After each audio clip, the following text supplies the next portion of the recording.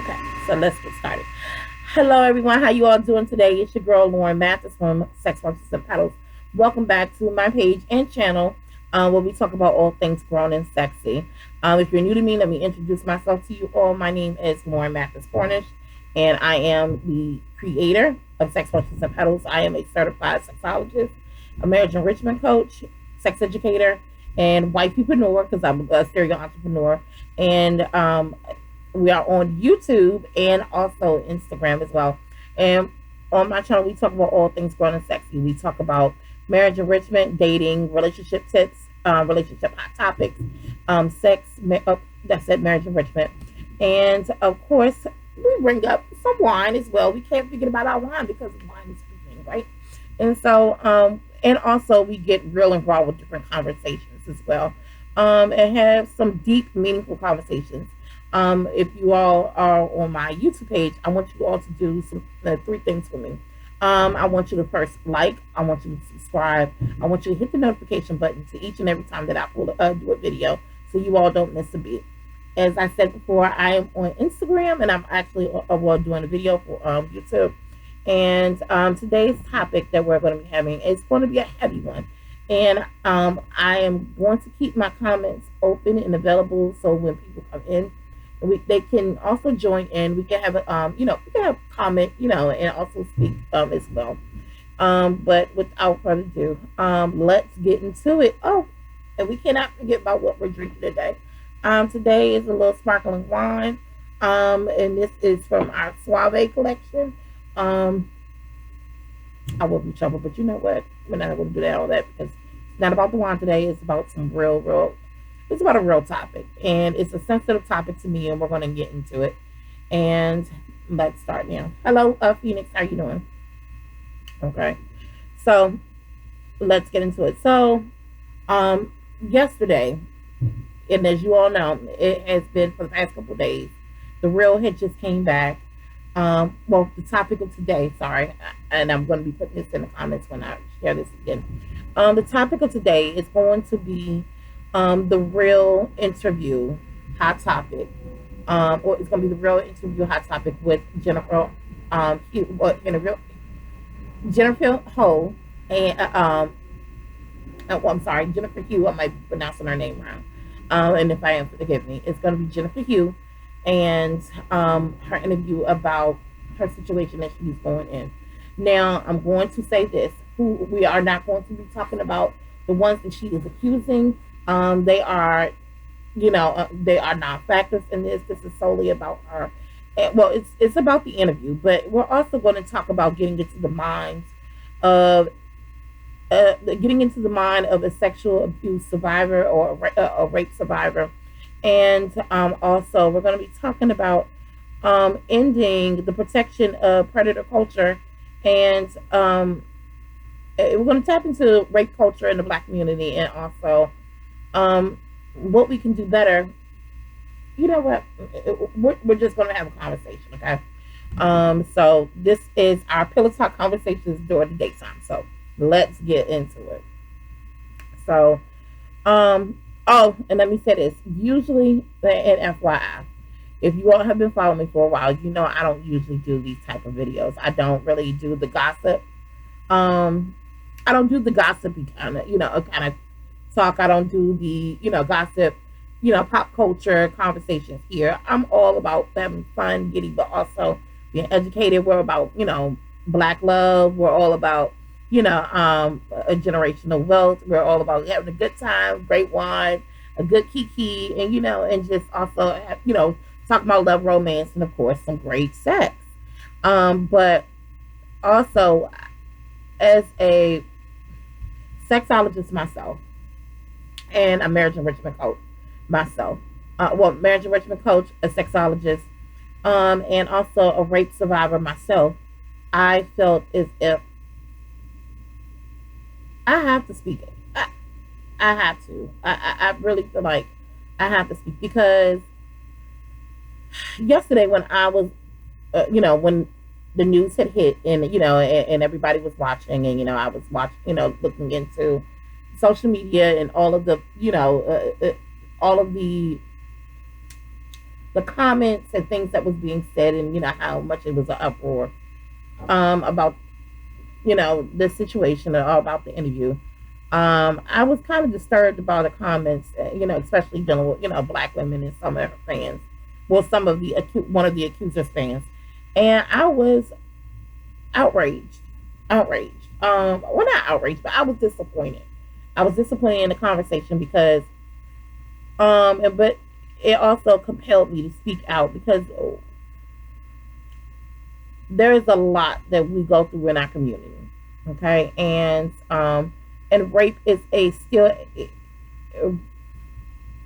rape has been around for a very long time, and especially dealing in the black community, we this is a taboo topic that is often swept under the rug, and we need to have conversations about this because we need to bring light, we need to bring attention, awareness. We need to teach, teach not only our girls, but we need to teach our boys about the power of saying no, about honoring, respecting each other, valuing each other. Um, the safety, the safety, the sacredness of our bodies, and and just speaking out against and putting it into with sex crimes. So let's get into it. So yesterday, while I was watching, well, I didn't watch the show until actually I'm in the middle of the night, and but I was reading all the messages. But let's go for it. So there is a young lady who her name is Jennifer Hull, and she is um, a rape survivor of Mr. Kenny. Okay, she's a rape survivor of Mr. Kenny. What is it? Kenneth Betty, and he is a famous wife. We all know who she is. We just not gonna bring light into her name. And when she said when she was 15, or they were both 16 years old, he sexually assaulted her, and he was convicted of, um, he was convicted of a sex crime, and he, went to prison. He got out, and later on in life, fast forward, he ended up marrying he ended up marrying someone, a celebrity, and fast forward, I guess as he, as the world got a light of who he was marrying, and who he was, and they started to do a background. That's when they found out it was pulled up. It was revealed that he was marrying, or who he was, and his past life and what he did, and that he was on sex offenders registry list. And so he moved to California. And so when you are a sex offender and you have done your crime, you've been convicted of being a sex offender. Doesn't matter if you are a pedophile, if you're a rapist, if you're a attempted rapist. It doesn't matter what you are, or sex trafficking or whatever. You are put on after you do your time, or even still when you do your time, but after you come out, you are put on a sex offenders registry list. And he moved across town, and when he moved across, from New York to California to be with Nikki. Sorry, he moved to New York to California to be with his wife, and start his family, but he did not register in the state of California as a sex offender, and he was, found upon charges, and him and his wife and her team had went and tried to attack, well, try to not only get this off of his record, but they also started to bully her and harass her, about getting a sponge and basically trying to get her to recant her story. So they have been, they tried to, bribe her with money. They tried to bribe her family with money. She said that they were harassing her and her family. And it even got to a point where they started threatening her. And she got tired, and she just said, enough is enough. And she said she got tired of hiding and she wanted to speak her truth. And she has every right to tell her story. And she also countered a lawsuit, when she filed a lawsuit against them for their harassment. And here's what I say about this: as a sex crimes and a rape survivor gets to share her story. We have no judgment.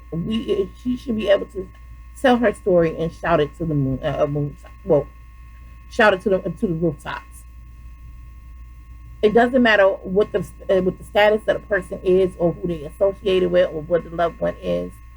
We should all, everyone deserves their peace and deserves their sanctity and deserves a space and healing.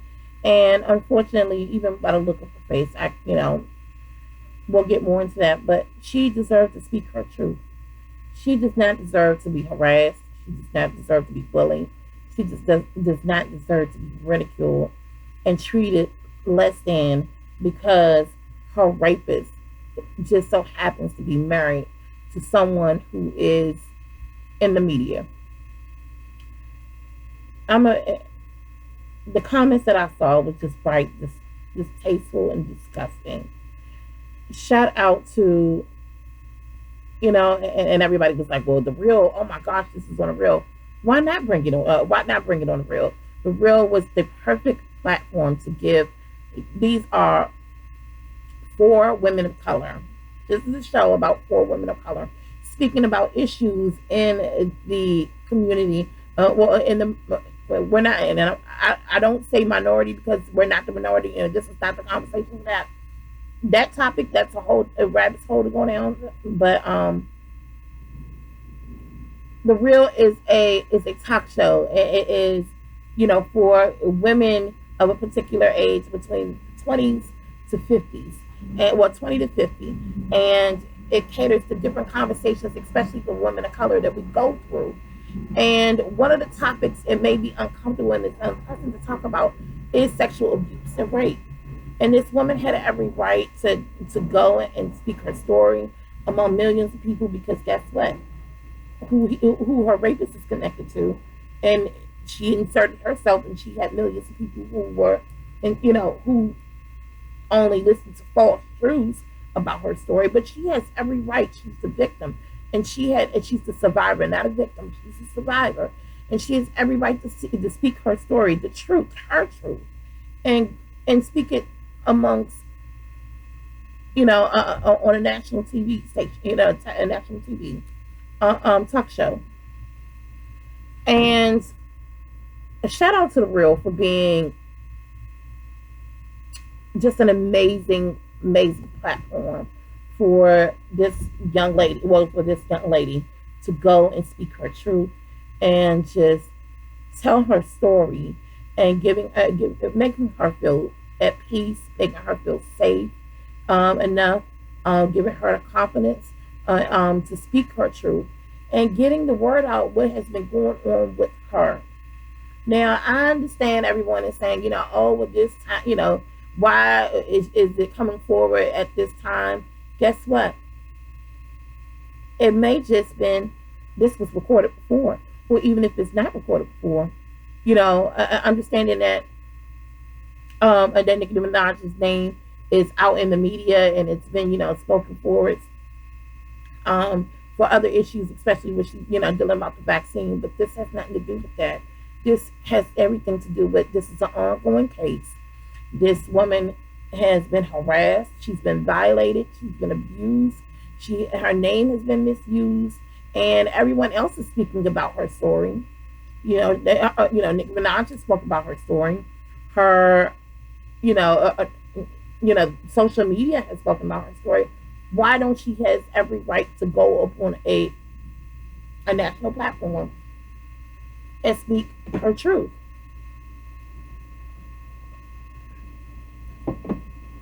It's all fair. So, but as I was saying, in her telling her truth, all of the women gave her her peace and gave her so much respect. And shout out to Garcelle Dubray. She was an amazing interviewer. Um, she handled this with care. She handled this with poise. She handled this with dignity and respect. The rape was not alleged, okay? He was found guilty. The woman's story has stayed the same for the past 24 years. And we have to call a thing a thing. We have to get the word out. We have to be honest and live within what it is. And we also need to discuss the mind of a rape survivor. I had noticed so many comments about saying, why is she looking down? Why is she talking? Why is her tone that way? Why? Let me explain something to you. I had spoken before about my uh, about what happened to me. I too am a rape survivor. I got raped when I was 17 years old. Um, and it is a high profile case. It's still a high profile case. And and I was silent for a very long time. Um, when and I have actually shared it on YouTube, on my Facebook, and also I believe maybe on Instagram. And and like I said, I remember when it happened to me, it was someone that I knew. Okay, and I want to say rape does happen. Rape is not always the scary werewolf story that we always hear. A lot of times, rape it happens.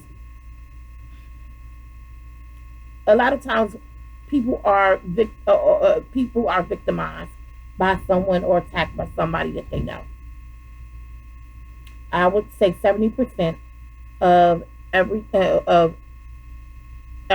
rape assault happens by someone that they know.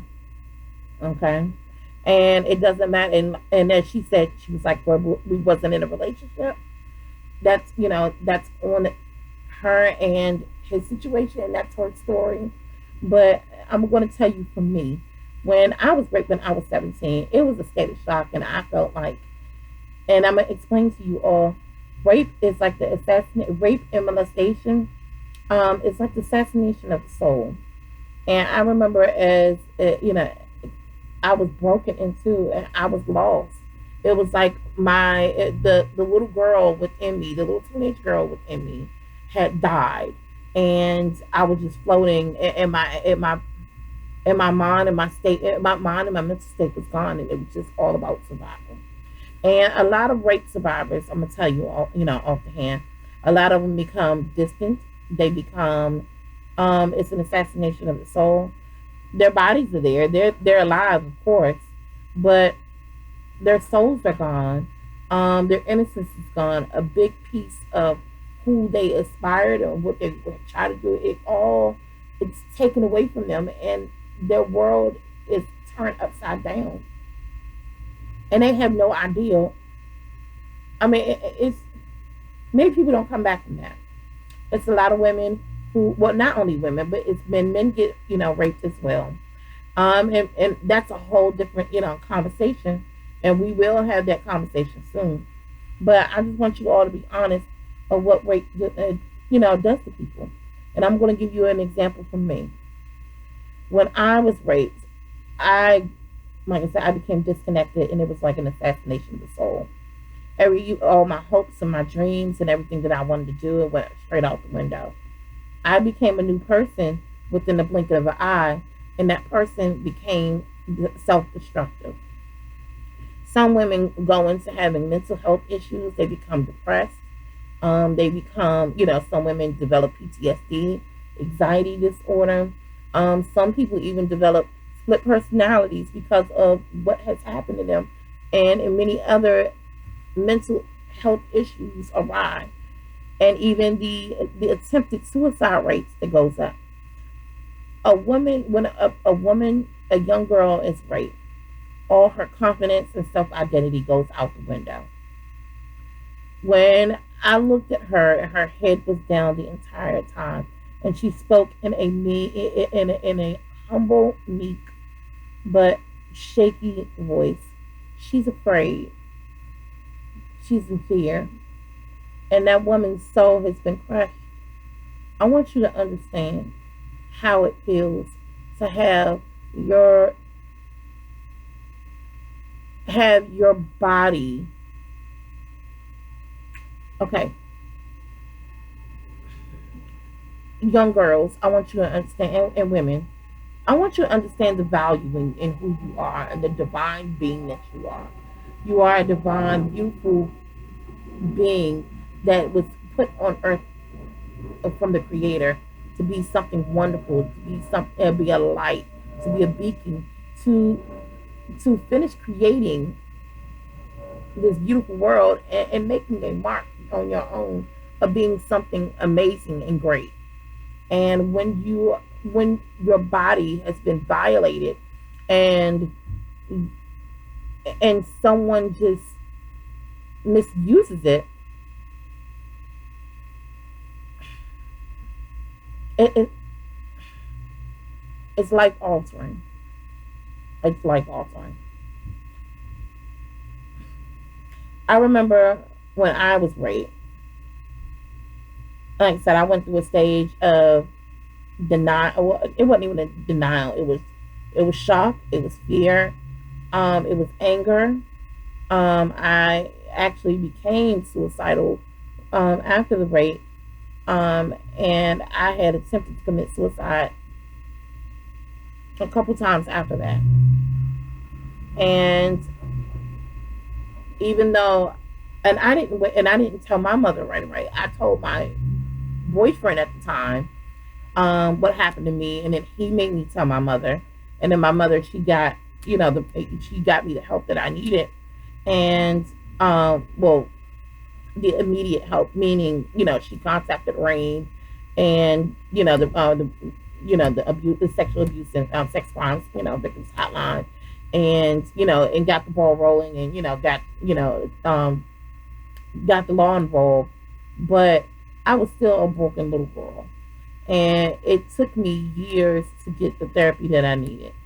I'm gonna tell you, I walked around for so long, and it changes you. Some women, they become more reserved. Some more women, they try to be undetectable, unnoticeable as much as possible. They try to do any and everything to try to take any attention off of them because they feel as if they blame themselves. They have self blame and they blame themselves for what happened to them. And some women, as myself, I became so hardened about what happened to me. I got tired of feeling the pain. I got tired of feeling the embarrassment, the shame. And within the shame, even though I still had shame at that time, I developed an anger. Okay. I developed the anger, and then I developed this hard shell, and I was like determined to say whatever happened to me is that I want to protect me, and whatever happened to me, it won't happen again, and I am going to change the game for myself, and I developed a survival mechanism, and the doctor is saying, you know, I'm gonna make them pay me for my pain. If a man wanted me, he had to pay me for my pain. Now I grew into it, and I had lived a self-destructive life for a very long time. And some women, like I said, it's different spectrums. Every woman is different at how she deals with sexual abuse. Some women just forget about it totally, or well, they try to forget about it because you never forget about it. Some women put it in the back of their mind. It's like out of sight, out of mind. We're not going to talk about it, and they go into full denial, and they never deal with it, and they block, they block their emotions, so they won't have to deal with it. Or some women, you know, they go into hiding, and some women, like a part of me, I went into hiding for a little while, but it didn't last. Okay, and some women, like myself, we begin to lash out, and that is our stages of what some women go through, and in her mind, and what I saw, that she was just broken. She was exhausted. She was tired. But this was her way of fighting back. She got tired of the harassment. She got tired of the abuse. She got tired of her name being dragged in the mud. And it was her time to tell her story. And it was impactful. And I'm going to say, I believe her. I believe her. Her story has never changed in 24 years. Story has never changed in 24 years. And she deserves every right to tell her story. And I want to also have a conversation with Black America about protecting women in this situation. And it's not only, and also dealing with, let's deal with the real stuff. Why are we so quick to protect? Why are we so quick to protect predators? We have a serious problem. In the Black community, you hear so many stories of when young girls, or young girls, women who have had, been raped or sexually abused, and had, sexual misconduct done to them, been violated. You often hear there's so many topics, they say, they're being blamed. Some of them, they're being blamed. They've been told not to talk about it. They swept it under the rug. They are looked at as like they are the scarlet letter, or their damaged goods, and the predators are the ones who are protected and celebrated. And we gotta stop that. How can we as a community continue to say protect Black women, but on the other hand, when a Black woman comes to tell you her story, she gets dragged through the media, or even in a home, in a family? How can we continue to say protect Black women when a girl says, "This happened to me. I have been hurt," and and we hear, "Oh, child, if you sit your fast tail down. If you wasn't fast, the conversation, sit your fast tail down." Or if you didn't do this, maybe this wouldn't happen to you. Or this ain't happened to you. Or girl, you lying. Let me tell you something. For you all who sit up here and you all defend and you protect these sexual abuse, predators, and these rapists, I'm telling you what you all are doing. You are aiding and abetting a vile human being. And you need to check yourself for how you need to check yourself and really dig deep down within. You really do. You really need to check yourself deep down within and say, what is going on with me where I can support someone who violates another person's body?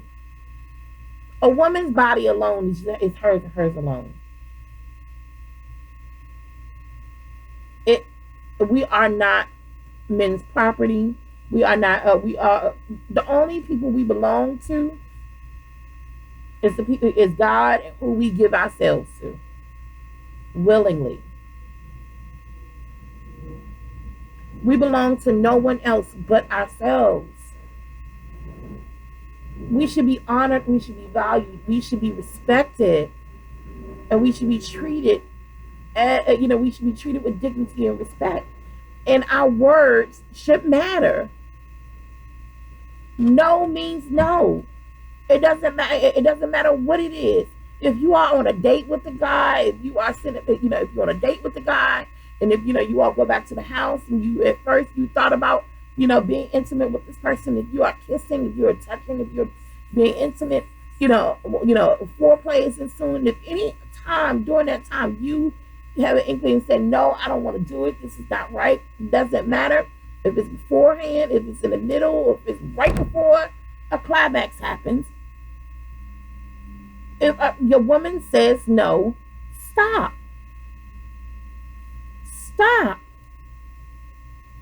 It's just that easy. I know that, emotions are high and it's heavy and everything else, but a woman's choice matter, and her saying no. A woman saying no is, and if she's saying I want to stop this, I'm not comfortable with this, or whatever is going on, you should respect and value what she says and just cease.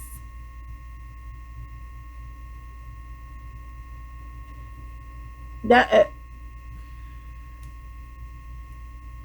Y'all, I'm taking my time with this because I'm doing this off the cuff, and it's a lot. It takes a lot for me to really have this, really have this conversation about rape, because I've been there. And actually, like I said, I was raped when it's been 22 years. But it's still raw for me, you know. And some women, they don't get the help that they need. Thank God. I met my husband. When I met my husband, I was a broken soul, and I was angry at the world, and I just didn't care, and I was at a different space. And I remember my husband made me feel safe enough to tell him, because there were things that I wouldn't discuss with other partners before him, but my husband made me feel safe enough to have conversations with him and be open and honest with him about how I felt and why I was the way I was. And he said, "Hey, let's get you some help." And I got therapy, and I worked through my stuff. And I'm still, even to this day, as I stand before you, being a sexologist, a marriage enrichment coach, guess what? I'm human, and I still go to therapy today. Therapy is great for the mind, body, and soul, man. And a woman's voice, she should always be able to share her story and tell her story. And it shouldn't be shunned away from. It shouldn't be mocked. And especially in the black community. And I'm gonna tell you, and it even goes even deeper. We have to have a conversation about the taboos and why sexual abuse and rape goes is swept under the rug, and why predators are protected the way that they are. And it even in the protection that some of these men get, it's even deeper. It's even into the system, and the way the system actually protects them as well. Because a lot of rapists, they don't. Let me tell you something. A rapist or a predator never gets. They can never be. They can never be rehabilitated. They will always be who they are. They will always have that tendency to rape. They will always be a hunter. They are predators. It's something within them. It's psychological, and not only is it psychological, but in some cases, some rapists and predators, they are also survivors as well. But in some cases, survivors of sexual abuse, the victim also becomes a predator as well. That has been shown in many that has statistics has proven that many times. And we need to have a conversation about our judicial system and making it much more harsher. Like I said, a predator can never be rehabilitated. They are who they are. They need to be addressed, and we just got to deal with the honest truth. And we have to make harsher laws. We have to start protecting, respecting, and honoring what women says. We as women, black women, we cannot come against one another, and be pinned against one another because of someone we like, we admire. Guess what? No one is perfect. No one is above reproach. Whether it's a loved one, it's a celebrity, it's a socialite or whatever. If they commit a crime as heinous as this is, and if they are exploiting, extorting, harassing, and misusing, they need to be, a called up thing. Let's be honest. Let's get it all out. None of us is above reproach. None of us is, none of us is above reproach. It doesn't matter of your status. If you wrong, you wrong. My dad used to always say, well, and also my godmother, she used to always say, I'm with you when you're right, but when you're wrong, you're wrong. You may love the artist, you may love the socialite, you may love even your family members, your loved ones, or whatever. But when they are wrong, call a thing and address them accordingly.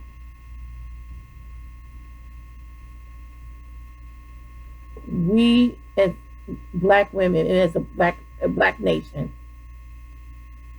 or people of color nation, we have to really take a look into these cases that we have going. We really need to take a look and deal with the inner beings of ourselves, and really examine and have a conversation about about rape and sexual abuse and sex crimes in our nation. There is so many disdain and unspoken words, and it's even spoken words. It's so it's such a dark area that needs to be talked about. No more sweeping under the rug, but we need to address it, deal with it, and handle it accordingly. It's so many women walking around damaged because they didn't feel safe, because they were violated and they did not feel safe enough to tell their story, and they didn't feel supported. Do you know how many women or how many people commit suicide, or how many rape survivors? I'm actually going to post the statistics today. I'm going to post the statistics today on my Instagram and also on my Facebook. And we're going to have a conversation. We need to talk about this because this has to stop. So that is but we have a lot to go on. We have a lot in our nation to deal with. And this topic, maybe when I'm sitting in a better space. Because, like I said, I think about my case. And I was number 15. I was number 15 of the girls that my rapist attacked. He raped 14 girls before me. I was number 15. It was the number 16. And in number 16 was right after me. I was raped in June. Number 16 was raped in August. He went to jail. He did a little bit of time. He was supposed to do 20 years. He only did 10 years. DC MPD did not contact my mother or me. My mom had the same number she's had the same number for 30, almost 40 years. They never contacted her. They never sent her a letter saying, notifying, because, and something, when a rapist or a sex offender, when they are going through parole or when they are set free, they are supposed to, the judicial system and the Department of Corrections and also the Department of Parole, they are supposed to send a letter to the survivor and their families and let them know, hey, your rapist is up for parole. He will be released and he'll be going on the registry. Okay, and so you're supposed to go through that process. Unfortunately, with mine, they never contacted me. Unfortunately, not only did they not contact, well, let me backtrack. They released him before his parole date. Number one, I don't know what kind of plea he made or what happened, but they released him before his time and before parole date. They let him out on 10 years. They didn't contact me or they didn't contact my family. And to top it off, 6 months later, after they released him, he went and killed someone.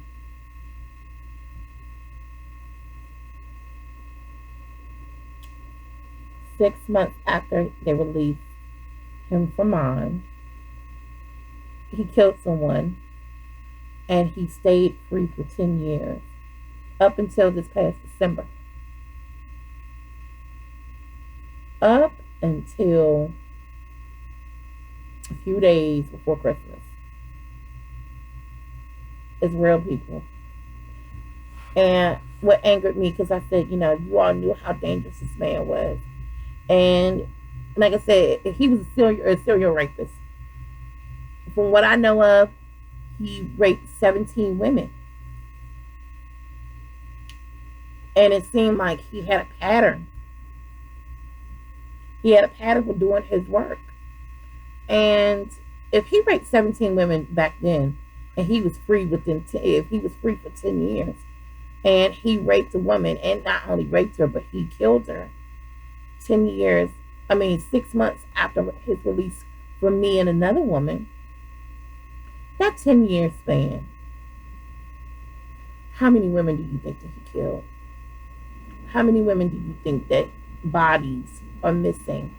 Family members are missing. And I might add, Washington, D.C., they had a case where there was a whole bunch of women that were missing. And a couple months or a year before that, or a couple months before that, they found, I think it was 5 or 6 women bodies into an apartment complex in Southeast DC. I was raped in Southeast. He had victims in in DC and in Maryland. I don't know about Virginia, but I do know DC, the DMV area. So I want you and imagine how many women have not got to speak their truth. We have to be honest. We have to call a thing, and we have to speak out against this. And we cannot continue to sweep this under the rug. And we cannot continue to victim shame and also protect these predators.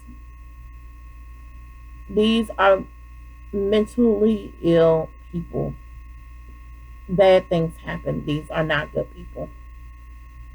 And also it makes you also really look at the caliber of women who actually protects these type of men.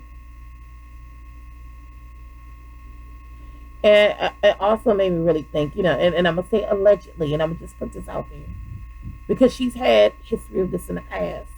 She's had a family member who has been sexually assaulted. Who went to jail for sexual assault, and she supported him. He went to jail for sexually assaulting a 12-year-old, and she married a rapist. And not only is her husband a rapist, but I believe that he also did some time for something else as well. So if she is known to protect predators, it makes you really want to dig deeper. Because usually, and I'm going to tell you something, usually women that actually protect predators, they're sexual abusers themselves.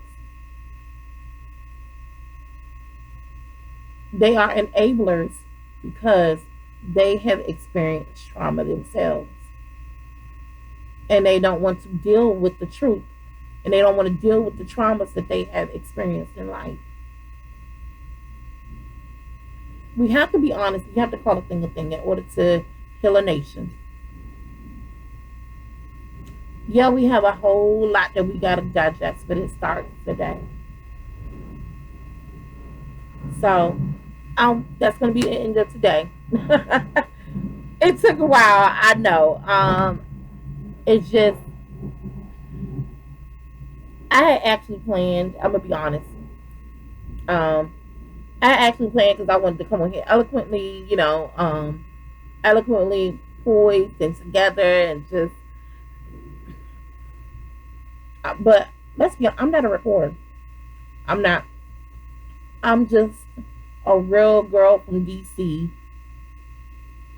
who's a survivor, who turned my pain into my passion, who turned my pain into a healing and then turned my passion because I'm also passionate about Black love and Black family and romance and women empowerment and teaching women about femininity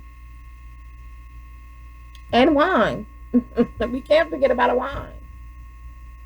I'm all about grown and sexy conversations, but I'm also it's my responsibility as a survivor myself to have these hard conversations about these hard topics, hard, dirty, raw, hurtful topics. Because we gotta clear the room. We gotta start somewhere. Like I said, I'm a girl from DC. I'm not a reporter. I just do my thing. I'm an entrepreneur who just has the will and will continue to speak out about these things so we can stop sexual abuse and also rape. Let's call the thing a thing. Let's out it out. So I want you all to comment down below. I want you all to tell me how you all feel. Like I said, this is a no judgment zone, but let's be mindful. Let's be respectful. We will not disrespect um, victims here. That's something we won't do. I don't tolerate that here. We don't do trolling conversations. We don't do none of that. We don't do none of hateration or none of that. We don't do none of that over here. Okay? So please feel free. Comment down below. Tell me how you feel. Without further ado, I hope you all have a great day. Let's get the conversation started. And if anyone hasn't told you that they love you today, I love you. And also, let me say this. If you know someone or if you out there, that you are a sexual abuse survivor, I want to let you know that you are not alone. You are not alone. You are not alone. I am with you in spirit. There is help for you out here. Please don't feel ashamed to tell your story. If you need any help or assistance and you don't know where to go, you all can DM me, or you all can also go to www.rain.org. Rain.org. Rain is a rape, assault, incest, and sexual abuse organization, and they help women and men or sexual survivors, sexual abuse survivors, rape crimes survivors get the assistance that they need, and they work with you every step of the way. If, even with housing, funding, getting law enforcement involved, dealing with the judicial system, they're here to help. Okay, so again, I'm going to pin them. I'm going to pin them in my comments and on my Instagram. I'm also going to try to do it in the description as well on my YouTube. But thank you all for tuning in. Let's get the conversation started, and let's work on healing our nation, being kinder, being open, listening, believing, and supporting each other. Okay. You all have a great day. Bye bye.